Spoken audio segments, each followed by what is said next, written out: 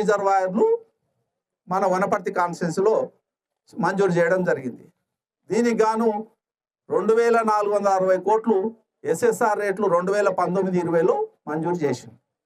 మళ్ళీ ఆ రోజు కొన్ని టెండర్లు అయినాయి, గొల్లపల్లి రిజర్వాయర్ టెండర్ కాలే. మళ్ళీ ఆ రోజుల్లో ప్రభుత్వం చేపట్టలేదు.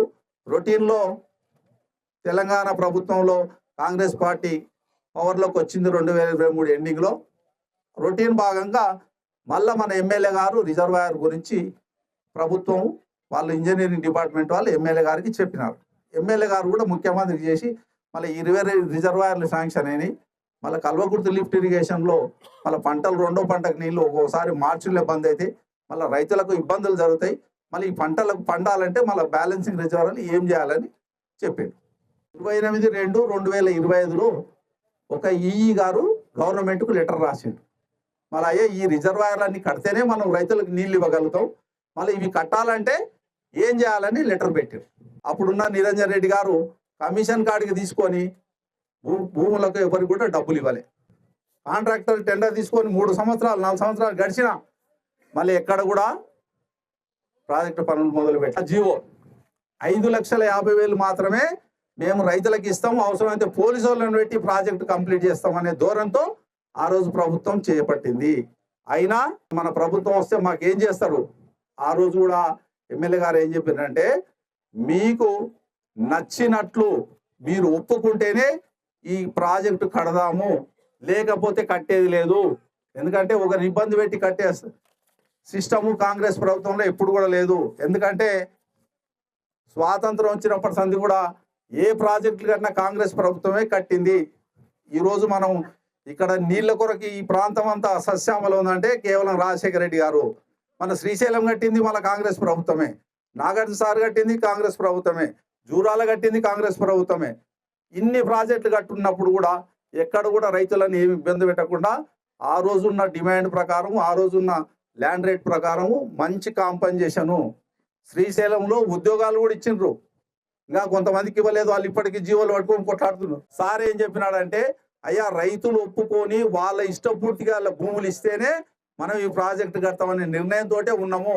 ఈ మధ్యలో ఈ టిఆర్ఎస్ ప్రభుత్వం గతంలో చేసిన దాన్ని కప్పిపుచ్చుకోనికే శిష్య బృందం ఏదైతే ఉందో టిఆర్ఎస్ నాయకులు ధర్నాలు పెట్టి మాకు ప్రాజెక్టు వద్దన్నారు.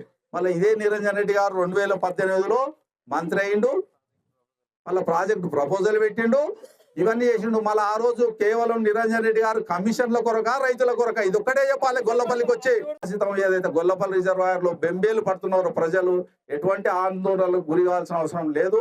మన ఎమ్మెల్యే గారు మీకు నచ్చ చెప్పి అందరికి ఇష్టమైతేనే ఈ ప్రాజెక్టు పనులు జరుగుతాయి, లేకపోతే జరగవు.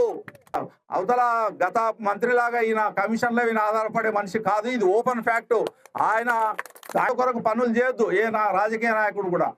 కేవలము రైతుల అభివృద్ధి కొరకు, రైతుల అభివృద్ధి కాంక్షించి వాళ్ళకి అడిగినంత ఇచ్చి వాళ్ళు ఒప్పుకుంటేనే ప్రాజెక్టు కడదామనే ధోరణి మాత్రమే మన ఎమ్మెల్యే గారిది, మన ముఖ్యమంత్రి గారిది. నిరంజన్ రెడ్డి గారిని కోరేది ఒకటే, మీరు నిజంగానే ప్రజల శ్రేయస్సు కోరితే నువ్వు ఇక్కడ గొల్లపల్లి దగ్గరికి రా, వచ్చి ఆ రోజు చేసింది మంచా చెడా నీవే చెప్పు. ఈ ప్రాంతంలో ఉన్న రైతులు ఆల్రెడీ ఇది శాంక్షన్ ఉన్న ప్రాజెక్టు కాబట్టి రైతులు నిజంగానే మాకు ఇది అవసరం లేదంటే దానికి ప్రభుత్వం ఆలోచన చేస్తుంది.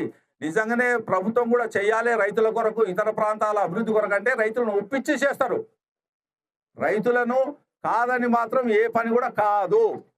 దాంట్లో ప్రాజెక్టు ఎత్తు తగ్గియడమా, లేకపోతే డ్యామ్ చిన్నగా చేయడమా, టీఎంసీలు చేయడమా, ఇంకో దగ్గర ఎక్కువ ముప్పు కాకుండా చేయడమా అనేది ప్రభుత్వ ఆలోచన. ప్రజల యొక్క స్పందనను బట్టి ఉంటుంది. ఇక్కడ రైతులు ఏదైతే ఉంటారో అందరితో మీటింగ్ అట్రాక్ట్ అవుతారు. వాళ్ళు మాట్లాడిన దాన్ని ప్రభుత్వం బేషేదాలకు పోకుండా వాళ్ళకి నిజంగా ఏం కావాలి దాన్ని బట్టి మాత్రమే ప్రాజెక్టు పనులు ముందలుపోతాయి. వీళ్ళు రైతులు ఒప్పుకోకుండా ఏది కూడా ఇక్కడ ఒక చిన్న పని కూడా నడవదు.